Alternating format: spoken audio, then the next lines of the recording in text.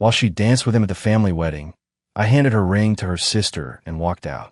That 30-second decision destroyed my marriage, but saved my life. What I discovered next about my wife's business meetings would shock you. She wasn't just cheating, she was stealing everything. My name is Gareth Dunlap. I'm 42 years old, and I own Dunlap Heavy Duty Auto, the only truck repair shop in Cedar Falls that'll work on the big rigs at 3 in the morning when some poor bastard breaks down on the interstate. Built that business from nothing with these 2 hands and a whole lot of stubbornness. It's been my life for 15 years, right up until my world decided to fall apart. I met Lorraine 5 years ago at a diner off Route 9. She was waitressing there, trying to make ends meet after her divorce, raising her daughter Mila all by herself. Mila was 10 then, scared, angry at the world, missing her deadbeat father who'd vanished like smoke in the wind. Lorraine had these tired eyes that lit up when she smiled, and something about her just grabbed hold of me and wouldn't let go. I fell hard and fast, not just for Lorraine, but for both of them. Mila needed a father figure, and I needed a family. We moved in together after 8 months, got married a year later. Best decision I ever made, or so I thought. Mila took to calling me dad within 6 months. That little girl wrapped me around her finger faster than a hydraulic jack lifts a truck. We'd work on small engines together in the garage, lawn mowers, go-karts, anything with moving parts. She had natural talent, could spot a problem just by listening to how an engine ran. Made me proud as punch. Lorraine seemed happy too. She quit waitressing and started handling the books for the shop. Said she wanted to be part of what I'd built, wanted to help make it grow. She was good with numbers, better than me anyway. Within 2 years, our revenue jumped 30%. But looking back now, I can pinpoint exactly when things started to shift. It was subtle at first. The way she'd tense up when I'd come home early, how she'd angle her phone away when texting. Little things that didn't mean much on their own, but added up to something I didn't want to acknowledge. The first real red flag came last winter.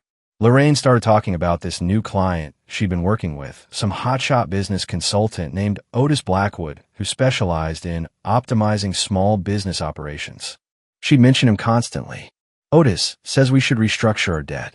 Otis thinks we need better inventory management. Otis has some really innovative ideas about expansion. I should have paid attention to how her voice changed when she said his name. Should have noticed how she started dressing nicer on the days she had meetings with him. Should have questioned why a successful consultant was spending so much time on a small-town truck repair shop. But I trusted her. Trusted them both. And that trust is exactly what nearly destroyed everything I'd spent my whole life building. The morning everything started to unravel began like any other Tuesday in March. I was under the hood of a Peterbilt, wrestling with a blown head gasket, when Lorraine walked into the shop wearing that new dress. The navy blue one with a belt that cost more than most people spend on groceries in a month. "Gareth," she called out, her voice carrying that careful tone she'd been using lately. "I'm heading to the meeting with Otis. We're going over the quarterly projections." I wiped my hands on a rag and looked up. "Another meeting? Didn't you just see him yesterday?" Lorraine's smile flickered for just a second. "This is important business, honey. Otis thinks we could double our revenue if we implement his suggestions properly." "What kind of suggestions?" I asked, stepping closer. Because last I checked, we were doing just fine without some fancy consultant telling us how to run our business. "He's not just some consultant, Gareth." Her voice got that defensive edge. "He has an MBA from Northwestern. He's worked with companies 10 times our size." I studied her face, looking for something I couldn't name. "Then what's he doing in Cedar Falls working with a truck repair shop?" "He's between larger projects. This is more of a favor." She grabbed her purse and headed for the door. "I'll be back around 3. That's when I noticed it. The perfume. Lorraine never wore perfume to business meetings. Hell, she barely wore it to church on Sundays. But there she was, smelling like she was going on a date instead of discussing inventory management.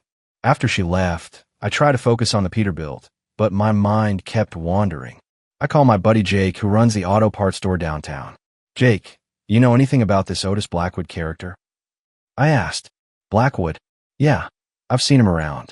Drives that black BMW, always wearing those expensive suits. Word is he's been spending a lot of time at Murphy's bar lately." "Murphy's?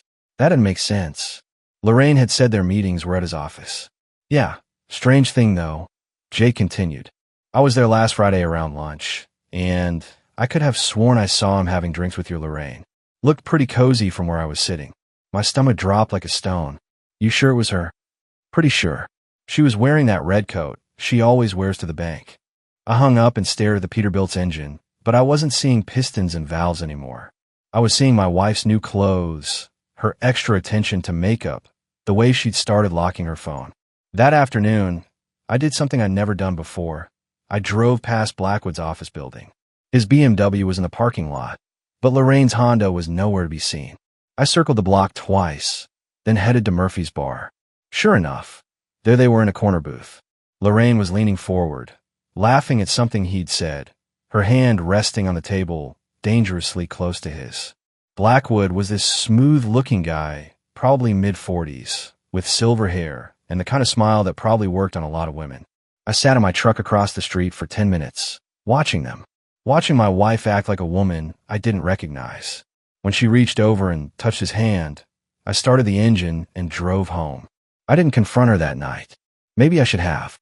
Instead, I waited, watched, and let the suspicion eat at me like acid. The next few weeks, I started paying closer attention to everything.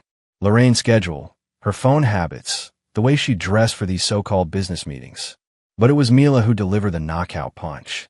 I was in the garage teaching her how to change transmission fluid on a '98 Ford when she looked up at me with those serious brown eyes that reminded me so much of her mother. "Dad, can I ask you something?" Mila said, wiping grease off her hands. "Shoot, kiddo. Is Mom having an affair?" The wrench slipped from my hand and clattered to the concrete floor. "What makes you ask that?" Mila glanced toward the house, then back at me. "I heard her on the phone last night. She was in the laundry room, talking really quiet. She kept saying stuff like, 'I can't wait to see you,' and 'he doesn't suspect anything.'" My chest tightened. "You sure that's what you heard?" "Yeah." And when she saw me standing there, she hung up real quick and said it was Aunt Sarah. "But Aunt Sarah's been dead for 3 years, Dad." Smart girl. Too smart for her own good sometimes. "There's more," Mila continued. "Yesterday after school, I saw Mom at the mall with some guy. They were holding hands and kissing by the fountain. Not like friend kissing, like, you know." I sat down hard on a milk crate, feeling like I'd been sucker punched. What did this guy look like? Tall, silver hair, expensive clothes. He was driving a black BMW. Otis Blackwood. My wife was cheating on me with Otis Blackwood, and my 15-year-old stepdaughter had to be the one to connect the dots. "Dad." Mila's voice was small now. "Are you and Mom going to get divorced?" I looked at this girl who'd called me Dad for 5 years, who trusted me to fix broken things and make sense of a confusing world. How do you tell a kid that sometimes the people you love most are the ones who hurt you deepest? "I don't know, sweetheart," I said honestly. "But whatever happens, you and me, we're solid. You understand?" She nodded, but I could see the fear in her eyes. She'd already lost one father. Now she was watching her world fall apart again. That night, I waited up for Lorraine. She came home at 11:30, claiming she'd been working late on the books. But her lipstick was gone, her hair was mussed, and she smelled like men's cologne. "How was your evening?" I asked from the kitchen table. "Fine," she said, not meeting my eyes. "Just boring number crunching." "Funny thing," I said, standing up slowly. "Jake saw you at the mall today. With Otis." The color drained from her face. For a moment, she looked like she might confess everything. Then that familiar defiance kicked in. "Jake's mistaken," she said coldly. "I was here all afternoon." "Lorraine," I said, my voice steady but hard. "Our daughter saw you too." Her mask finally slipped. "It's not what you think." "Then tell me what it is." But she just turned and walked away, leaving me standing in our kitchen, wondering how long I'd been living with a stranger. 2 weeks later, Lorraine's sister Rebecca invited us to her annual Memorial Day barbecue. Under normal circumstances, I would have found an excuse not to go. Rebecca's parties were always full of people trying to impress each other with stories about their latest vacations or home renovations. But this year, I had a feeling Otis Blackwood might show up. I was right. He arrived fashionably late, carrying a bottle of wine that probably cost more than most people's car payments. Rebecca introduced him as her business associate, who was helping optimize the efficiency of local enterprises. The man had a gift for making everything sound important and complicated. Lorraine was grilling burgers when he walked into the backyard. I watched her face light up like Christmas morning, then quickly compose itself when she remembered where she was. But I'd seen enough. Gareth, Rebecca called out. Come meet Otis. He's the consultant I was telling you about. I walked over and shook his hand, gripping it just hard enough to let him know I wasn't some soft suburban dad. So you're the famous Otis Blackwood. Guilty as charged, he said with that practiced smile. Your wife speaks very highly of you. I bet she does, I replied, looking him straight in the eye. Tells me all kinds of interesting things about you too. For just a second, his smile faltered. Good. Let him sweat. The afternoon dragged on with forced conversation and fake smiles. I watched Lorraine and Otis carefully avoid each other, while somehow always ending up in the same conversations. They perfected this little dance. Eye contact across the yard, subtle touches when passing plates, inside jokes that made everyone else feel excluded. But it was the last dance of the evening that finally broke me. Rebecca had set up a speaker system on the deck, playing some romantic ballad while couples swayed together under the string lights. I was helping clean up the grill when I looked over and saw them. Lorraine was in Otis's arms, moving slowly to the music like they'd done this 1,000 times before. Her hand was on the back of his neck, her fingers playing with his collar. He was whispering something in her ear that made her laugh, that genuine, unguarded laugh I hadn't heard in months. They looked like lovers, not like a married woman and her business consultant, but like two people who belonged together. I walked over to the table where Rebecca was sitting with her husband, opened Lorraine's purse, and pulled out the diamond ring I'd saved for 2 years to buy her. Rebecca's eyes went wide. Tell my wife, I said, placing the ring in Rebecca's palm, that while she was dancing with him, I handed her ring to her sister and walked out. I didn't wait for a response. I didn't look back at the dance floor. I just walked to my truck and drove away, leaving behind 5 years of marriage and a family I thought was real. I didn't go home that night. Instead, I drove to my parents' house on the other side of town. Floyd and Bernice Dunlap had been married for 43 years, and seeing their porch light on at 10:30 at night felt like coming back to solid ground after floating in space. Gareth. Mom opened the door in her bathrobe, immediately reading the storm clouds on my face. What's wrong, son? Lorraine's cheating on me, I said, the words tasting like gravel in my mouth. Dad appeared behind her, still dressed from watching his evening news. Come on in, boy. Let's talk. We sat in their kitchen, the same kitchen where they taught me that marriage was sacred, that family came first, that a man's word and his commitment meant everything. Now I had to tell them their hopes for grandchildren from this marriage were dead in the water. How long have you known? Dad asked, his weathered hands wrapped around a coffee mug. Suspected for weeks. Confirmed tonight. I told them about the business consultant, the lies, the dance I'd witnessed. Mila figured it out before I did. Mom's face went pale. That poor girl. She's been through enough. She's tougher than all of us, I said. But yeah, this is gonna mess her up. What are you going to do? Dad asked. I don't know. Everything we built together, the house, the business, Mila's college fund, it's all tangled up. And there's something else. I took a deep breath. I think Blackwood might be after more than just my wife. I explained my suspicions about the business restructuring, the debt consolidation Lorraine had been pushing, the way Blackwood seemed to know too much about our finances. Son, Dad said slowly, you need to protect yourself. Get to a lawyer first thing Monday morning. When I finally went home Sunday evening, Lorraine was waiting in the living room like she'd been rehearsing.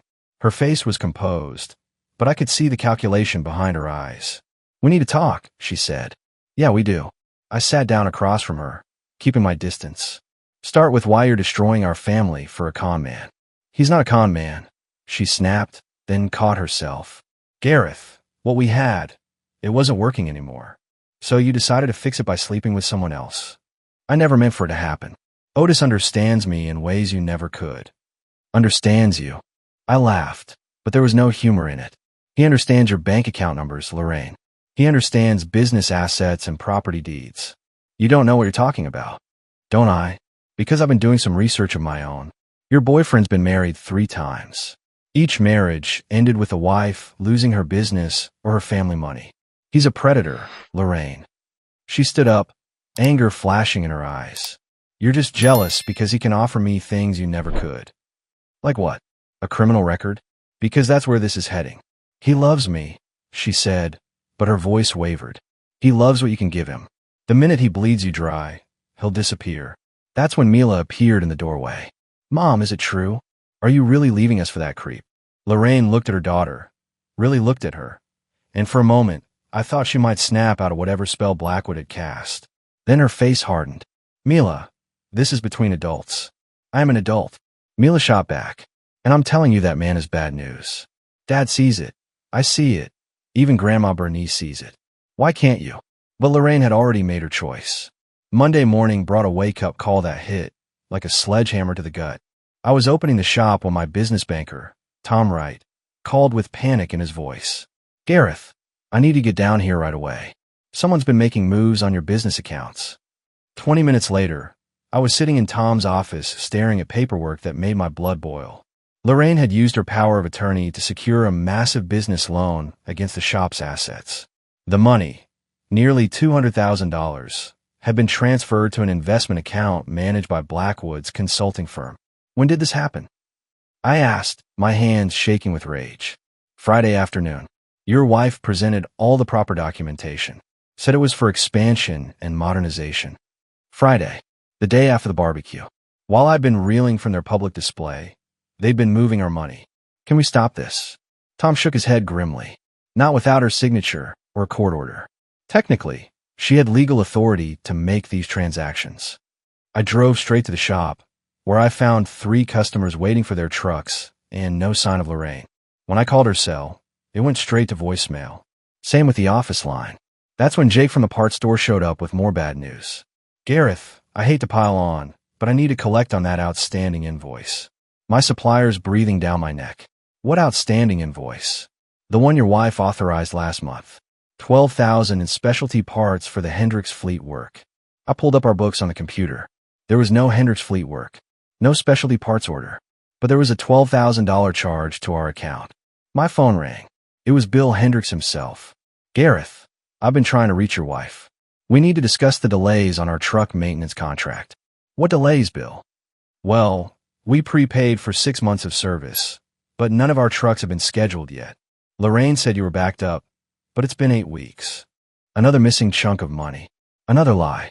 I was starting to see the scope of what they'd done to me. By noon, I discovered that nearly every major account had been either raided or compromised. Parts ordered but never delivered. Services paid for but never performed. Cash deposits that had mysteriously vanished from our operating account. Lorraine and Blackwood hadn't just stolen my money. They'd systematically destroyed my business reputation in the process. I was sitting in the ruins of everything I'd built when Mila walked into the shop after school. She took one look at my face and knew. How bad is it, Dad? Bad, I admitted. They cleaned us out. She sat down on the workbench beside me, this 15-year-old girl showing more strength than her mother ever had. What do we do now? I looked around the shop, at the tools I'd collected over 15 years, at the bays where I'd built my reputation one satisfied customer at a time, at the office where I'd dreamed of expanding this business to leave something for the family I thought I had. We fight back, I said. We fight back hard. That afternoon, I did 3 things. First, I called the best divorce lawyer in the county. Second, I filed a police report for embezzlement and fraud. Third, I changed every lock in the house and the shop. Lorraine had made her choice. Now she could live with the consequences. 3 weeks into the legal battle, when the lawyer bills were piling up and the stress was eating me alive, she walked back into my life like a ghost from another lifetime. Yvonne Voss. I was at Murphy's bar, nursing my second bourbon and trying to forget that my business was hemorrhaging money, when I heard that familiar laugh from across the room. 22 years melted away in an instant. There she was, still beautiful at 40, still carrying herself with that confidence that had captivated me in high school. Gareth Dunlap, she said, sliding into the booth across from me. I heard you were having some troubles. Word travels fast in a small town. I replied, studying her face. What brings you back to Cedar Falls, Yvonne? My mother's funeral was last month. I'm settling her estate. She paused, her green eyes softening. I also heard about Lorraine. I'm sorry. Are you? The bourbon was making me bold. Because if I remember correctly, you predicted this exact scenario 20 years ago. She'd been right, too. The night before I left for college, she'd begged me to take her with me. Said we belonged together, that we could make it work anywhere. But I'd been young and stupid, convinced I needed to experience the world before settling down. I was 18 and jealous, she said. I didn't want to lose you to some college girl. Instead, you lost me to pride and bad timing. We sat in silence for a moment, the weight of what might have been hanging between us like smoke. I'm divorced now, she said quietly. Has been for 3 years. Turned out my ex-husband was more interested in my inheritance than in me.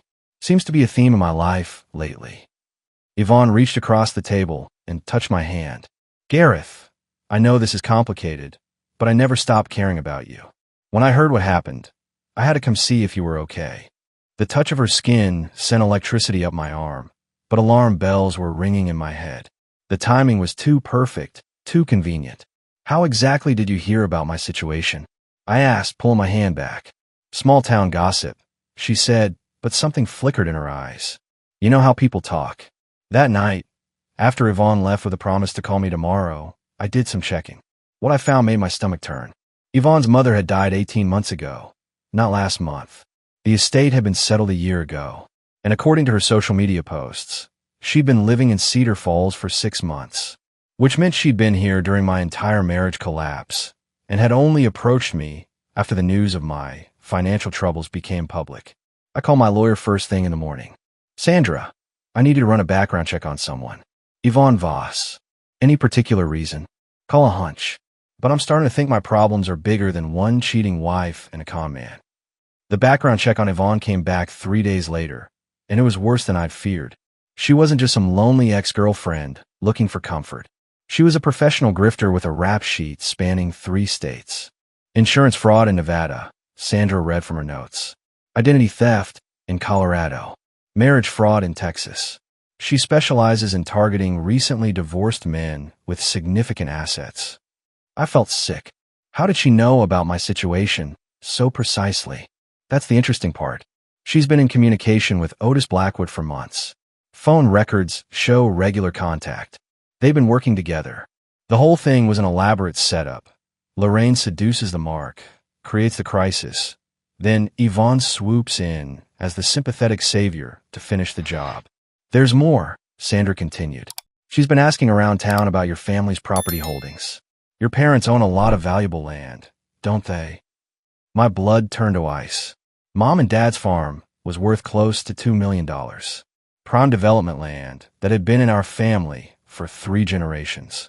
I need to warn them, I said, already reaching for my truck keys. But when I got to my parents' house, Yvonne's car was already in the driveway. I found them all sitting in the kitchen, Yvonne charming my parents with stories about her successful consulting business and how she wanted to help Gareth through this difficult time. There's my boy, Dad said when I walked in. Yvonne was just telling us about some investment opportunities that might help you rebuild. Investment opportunities? I kept my voice level, but my eyes were locked on Yvonne. Land development, she said smoothly. There's a company looking to build a shopping complex. They're offering top dollar for the right properties. Mom looked confused. But we're not selling the farm. Of course not, Yvonne said quickly. But you could leverage the equity. Use it as collateral for Garrett's business expansion. Help him get back on his feet. I'd heard enough. Mom, Dad, could you give us a minute? Yvonne and I need to discuss some private matters. After my parents left the room, I pulled out my phone and showed Yvonne the background check results. Interesting reading, I said quietly. Her mask slipped for just a second. Then that practiced smile returned. Gareth, you're obviously under a lot of stress, Dash. Cut the act, Yvonne. I know you're working with Blackwood. I know this whole thing was planned. She stood up slowly, her green eyes going cold. You can't prove anything. I can prove enough to have you arrested for fraud and conspiracy. And what about your parents? Such sweet people. It would be a shame if something happened to their beautiful farm. The threat was subtle but clear. I stepped closer, letting her see the steel in my eyes. Listen carefully, I said, my voice barely above a whisper. You're going to walk out of here and disappear. If I see you again, if you contact my family again, if you so much as drive past this house, I'll make sure you spend the next 10 years in a federal prison. Are we clear? For the first time since she'd walked back into my life, Yvonne looked genuinely afraid. Crystal clear, she said. After she left, I sat my parents down and explained everything. The betrayal, the conspiracy, how close they'd come to losing their farm. How could we have been so blind? Mom asked. Because you're good people who see the best in others, I replied. That's not a flaw. It's what makes you who you are. But from now on, we're going to be a lot more careful about who we trust. The trial of Lorraine Dunlap and Otis Blackwood lasted 2 weeks. I sat in that courtroom every day, watching my ex-wife try to explain away 5 years of lies and theft. Her lawyer painted her as a victim of manipulation, a lonely housewife seduced by a charming con man. I wasn't buying it, and neither was the jury. Mr. Dunlap, the prosecutor said when I took the stand, can you describe the financial impact of the defendant's actions on your business? They destroyed 15 years of work, I replied, looking directly at Lorraine. They didn't just steal money, they stole trust. Customers who'd done business with me for decades started questioning whether I was honest. Suppliers demanded cash up front. I nearly lost everything. And what about the personal impact? I glanced at Mila in the gallery. She'd insisted on coming, said she wanted to see justice done. They tried to destroy my family. My stepdaughter lost her college fund. My parents almost lost their farm. And a 16-year-old girl had to choose between her mother and the only stable home she'd ever known. During cross-examination, Lorraine's lawyer tried to paint me as controlling and suspicious. Isn't it true, Mr. Dunlap, that you spied on my client? That you followed her and invaded her privacy? Sir, when someone is stealing your life savings, keeping tabs on them isn't spying, it's self-defense. The courtroom chuckled, and I saw the jury nodding in agreement. Otis Blackwood got 12 years. Lorraine got 6, with the possibility of parole and 4 if she made full restitution. The judge ordered them to repay every stolen dollar, plus damages. This court finds that the defendants engaged in a deliberate, calculated scheme to defraud Mr. Dunlap of his life's work, Judge Harrison said. The betrayal of trust by a spouse makes these crimes particularly heinous. After the sentencing, Mila and I walked out of that courthouse together. She'd officially changed her name to Mila Dunlap the week before, said she wanted nothing connecting her to her mother's crimes. How do you feel, Dad? She asked as we reached my truck. Like I can finally breathe again. The business was slowly recovering. Word had gotten out about what really happened, and customers started coming back. Some even apologized for doubting me. But the real victory was sitting beside me in that truck, a 16-year-old girl who'd chosen loyalty over blood. Dad, Mila said as we drove home, I got accepted to State University. Full scholarship. Kiddo, that's fantastic. What did you find out? Yesterday. I wanted to wait until after the trial to tell you. I pulled over and hugged her tight. Despite everything Lorraine had done, despite all the pain and chaos, this girl had thrived. She was stronger than both her parents combined. I'm proud of you, I said. I learned from the best. 5 years later, I stood in the garage teaching my grandson how to change oil on a 2010 Silverado. Yeah, you heard that right, grandson. Mila had gotten married right after college graduation to a good man named Derek, who worked for the county road department. Their son, little Gareth, was 3 years old and already fascinated by anything with an engine. Careful with that wrench, buddy, I told him as he tried to help tighten the drain plug. It's all about the feel, not the force. The shop was busier than ever. Word spreads fast in small towns, and apparently, surviving a high-profile fraud case makes people trust your character. We'd expanded into 2 more bays and hired 3 full-time mechanics. Grandpa, little Gareth said, his face serious under his tiny work cap, why did Mila's first mommy go to jail? I glanced at Mila, who was handling the books at the office desk. She nodded, giving me permission to answer honestly. Because she made bad choices, buddy. She chose money over family, lies over truth. And when you make choices like that, there are consequences. But Mila chose you instead. That's right. And that choice made all the difference. My parents were doing well. Dad had finally retired from farming, but he came by the shop most days to supervise and tell stories to the customers. Mom had turned into the world's most devoted great-grandmother, spoiling little Gareth rotten. The farm stayed in the family. We'd added it to a conservation trust to make sure no future con artists could ever threaten it again. As for Lorraine, she was released after serving 3.5 years. She'd written letters to Mila from prison, apologies, explanations, pleas for forgiveness. Mila read them all, but never responded. I don't hate her, Mila had told me one day, but I don't trust her either. And without trust, we don't have anything. Smart girl. Always had been. She was 21 when she graduated college, 22 when she married Derek. Old enough to make her own choices about who belonged in her life. Otis Blackwood was still in federal prison. Last I heard, he was serving his time in a medium security facility in Ohio, running the prison library. Apparently, even con men could find redemption if they looked hard enough. That evening, after closing up the shop, I sat on my back porch with a beer and watched little Gareth play in the yard. Mila and Derek were talking about buying a house closer to town, but for now, 3 generations of Dunlaps lived under one roof, and it felt right. My phone buzzed with a text from an unknown number. I'm sorry for everything. I hope you can forgive me someday. L. I stared at the message for a long moment, then deleted it without responding. Some bridges, once burned, aren't worth rebuilding. The sun was setting over Cedar Falls, painting the sky in shades of gold and red. In the distance, I could hear the rumble of 18-wheelers on the interstate, trucks that might need fixing, drivers who deserved honest work at fair prices. Tomorrow would bring new challenges, new customers, new opportunities to build something lasting. But tonight, I was exactly where I belonged, surrounded by family that chose to be here, in a business built on integrity, in a town that had seen me at my worst and stood by me anyway. Sometimes the best revenge isn't getting even. Sometimes it's just living well.